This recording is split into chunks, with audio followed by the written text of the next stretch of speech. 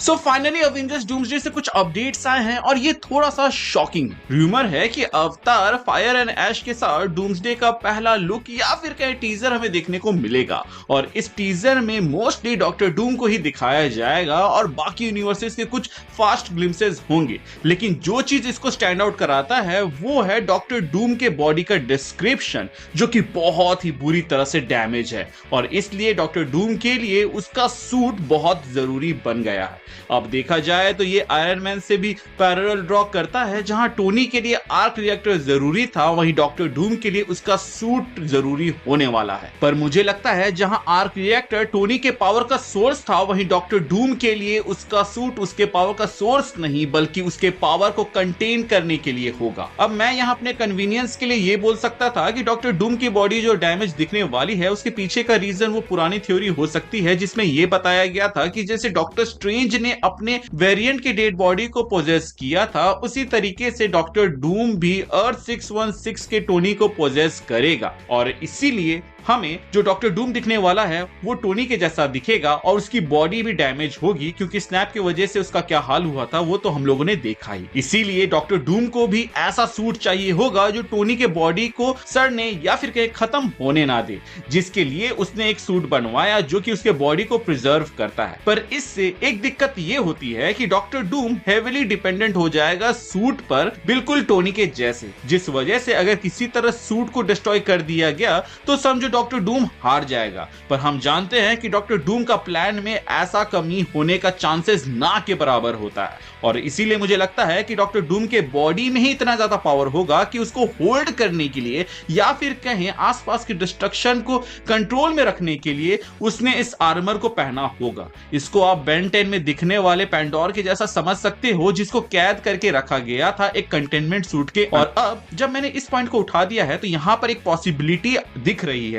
और वो ये हो सकता है कि डॉक्टर डूम को भी किसी ने कैद किया होगा। डॉक्टर डूम के सूट के ऊपर जो हम थॉर का हैमर और कैप्टन मार्वल के लोगों को देखते हैं वो साइन ऑफ विक्ट्री नहीं बल्कि ऐसे रूइंस है जिनके जरिए डॉक्टर डूम को उस सूट के अंदर कैद करके रखा गया और जब ये दूसरे यूनिवर्स में जाएगा और वहां के हीरोज की मदद करेगा तो उन्हें डॉक्टर डूम एक अच्छा इंसान लगेगा, जिसके बाद वो लोग डॉक्टर डूम को आजाद करेंगे इस सूट से और उसके बाद वो अपना असली रूप दिखाएगा जैसे बेन 10 के अंदर पैंडोर ने दिखाया था। लेकिन इसके होने के चांसेस मुझे थोड़ा सा कम लगते हैं। अब देखो आगे जो मैं बोलने जा रहा हूं उसके बाद मुझे पता है कि कमेंट में मुझे गाली पड़ने वाली है, लेकिन मैं उसको सुनने के लिए रेडी हूं क्योंकि मुझे पता है कि वो एक फैक्ट है जिसको आप भी डिनाई नहीं करोगे। तो गाइस 2015 में एक बहुत ही फेमस मूवी आई थी जिसको गिनकर हम 4-5 लोगों ने ही देखा था और जिन लोगों ने देखा था उनको पता होगा कि उसमें डॉक्टर डूम था और जब वो लैब से निकलकर पोर्टल की ओर जा रहा होता है तो वो एक अनस्टॉपेबल फोर्स था जिसको रोकना किसी के बस की बात नहीं थी। उसके देखने भर से लोग मरते जा रहे थे और जो भी अटैक्स उसके ओर हो रहे थे वो सब अपने आप डिफ्लेक्ट हो रहे थे। तो अगर डूम्सडे वाला डॉक्टर डूम भी इतना पावरफुल हो कि कोई भी अटैक उसके ऊपर काम ना करे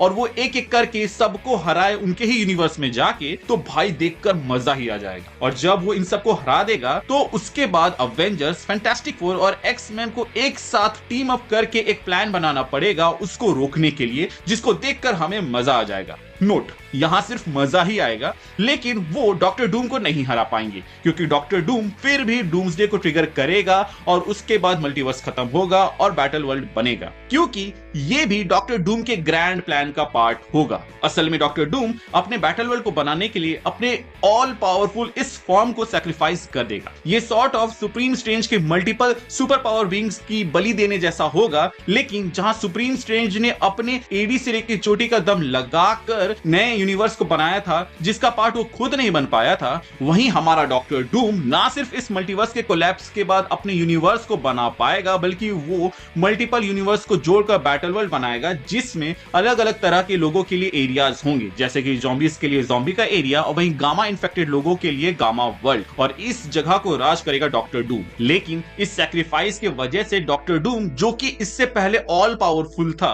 वो इतना कमजोर हो जाएगा कि उसको सीक्रेट वॉर्स में हराया जा सकता। रही बात डॉक्टर डूम के बॉडी डैमेज की, तो अगर बॉडी ज्यादा पावर्स होल्ड करने लायक ना हो तो उससे पावर बेयरर के ऊपर ही दिक्कत होने लगती है, जैसे कि जीन ग्रे के साथ हुआ था डार्क फिनिक्स मूवी के अंदर, जहां फिनिक्स की होस्ट बनते ही उसकी बॉडी डैमेज हो रही होती है और उसके आसपास में जो लॉज ऑफ फिजिक्स थे वो भी चेंज हो रहे थे, इसीलिए वो अर्थ छोड़कर वहां से चली जाती है। खैर, द पॉइंट इज कि डॉक्टर डूम को इतना पावरफुल दिखाना है कि भाई उसको देखकर रूहें कांप जाए और विलन्स की लिस्ट जो बने एवेंजर्स डूम्सडे के बाद से उसमें डॉक्टर डूम टॉप करे, जैसे कि वो कॉमिक्स में करता आया है। आई नो आप लोग सोच रहे होंगे कि डॉक्टर डूम आखिर इतना पावरफुल बनेगा कैसे, तो मेरे भाई जैसे सुप्रीम स्ट्रेंज ने सारे पावरफुल बीइंग को कैद करके रखा था, उसी तरीके से डॉक्टर डूम भी जितने भी पावरफुल बीइंग्स हैं उनको टारगेट कर रहा होगा। लेकिन ये डूम स्मार्ट है, वो इंकर्जन्स का फायदा उठाकर उस यूनिवर्स के तबाह होने से पहले वहां के पावरफुल बीइंग्स को हराकर उनसे पावर एब्जॉर्ब कर रहा होगा, जिस वजह से टीवी वालों को भी नहीं पता चलेगा कि कोई ऐसा बीइंग है मल्टीवर्स के अंदर जो इतना पावरफुल हो चुका है कि वो मल्टीवर्स के लिए खतरा बन सकता है और वो पावर्स कलेक्ट कर रहा है हर एक इंकर्जन के वक्त। और इसीलिए डॉक्टर डूम एक अनस्टॉपेबल फोर्स होगा क्योंकि उसके पास ऑलरेडी इतने पावरफुल बीइंग्स के पावर्स होंगे। ऐसे में आपके मन में यह सवाल आएगा कि अगर डॉक्टर डूम इतना ही पावरफुल है तो उसको फ्रैंकलिन को किडनैप करने की क्या जरूरत। तो मेरे भाई, वो फ्रैंकलिन को अभी के लिए नहीं बल्कि बैटल वर्ल्ड के लिए किडनैप कर रहा है। जब बैटल वर्ल्ड बनेगा तो वहां पर जो डॉक्टर डूम होने वाला है वो कंपैरेटिवली कम पावरफुल होगा डूम्सडे वाले से, तो ऐसे में उसको बाकियों से पावर सपोर्ट लग सकता है। इसीलिए वो फ्रैंकलिन को अपना बेटा बनाकर रखेगा ताकि जब वो कमजोर पड़े तो फ्रैंकलिन उसको पावर अप करे, क्योंकि फ्रैंकलिन के नजर में तो वो उसका पिता है। इसके अलावा सूजन को भी डॉक्टर डूम अपने साथ ले जाएगा और उसको अपनी वाइफ बनाएगा, क्योंकि उससे बड़ा शील्ड कोई प्रोवाइड कर ही नहीं सकता डॉक्टर डूम को, क्योंकि हमने ऑलरेडी देखा हुआ है एमसीयू के अंदर कि सूजन किसी को बचाने के लिए किस हद तक जा सकती है। उसने गैलेक्टस तक को टक्कर दे दी है, जहां पर कई लोगों ने इस चीज को नोटिस ही नहीं किया कि सूजन ने गैलेक्टस को ना सिर्फ धक्का दिया बल्कि उसको पावर यूज करने से रोका। इसीलिए गैलेक्टस कुछ भी नहीं कर पाया था फैंटास्टिक फोर के अगेंस्ट जब उसको ढकला जा रहा था। इनफैक्ट चांसेस है कि जब डॉक्टर डूम बैटल वर्ल्ड बनाएगा तो वो गैलेक्टस को खिलौने के जैसा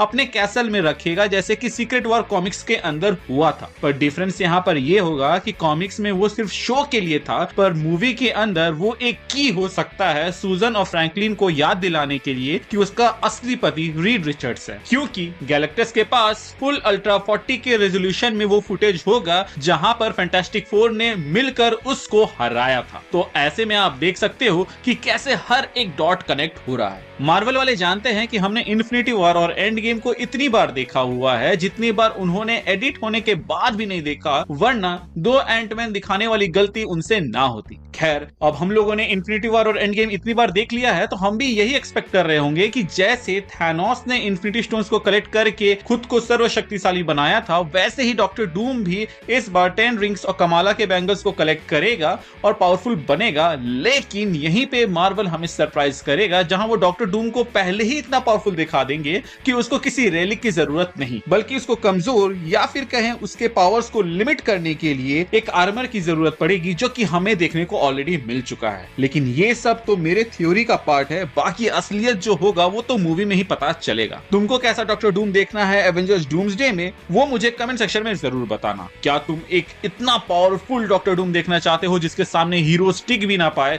सिवाय लोकी, थॉर और डॉक्टर स्ट्रेंज जैसे कैरेक्टर्स, या फिर एक ऐसी कहानी जिसमें डॉक्टर डूम धीरे धीरे पावरफुल बने थैनोस के जैसे, जिसमें हमारे हीरोज उसको थोड़ा थोड़ा चोट पहुंचा सके। जिसने भी डूम का भौकाल देखा हुआ है या फिर पढ़ा है वो ऑलरेडी जानता है कि डूम शुरू से ही इतना पावरफुल दिखाया गया है कि उसकी टेक्नोलॉजी मैजिक सी लगती थी, जैसा कि तो कमेंट में मुझे जरूर बताना कि तुमको एक कमजोर डॉक्टर डूम देखना है जो सूट के दम पे हीरो बने, या फिर एक पावरफुल डूम जो सूट के बिना भी इतना पावरफुल हो कि थॉर एंड लोकी जैसे कैरेक्टर के सामने टिक सके। मिलते हैं एक नए वीडियो में कुछ मजेदार डिस्कस करने के लिए, तब तक के लिए बाय बाय।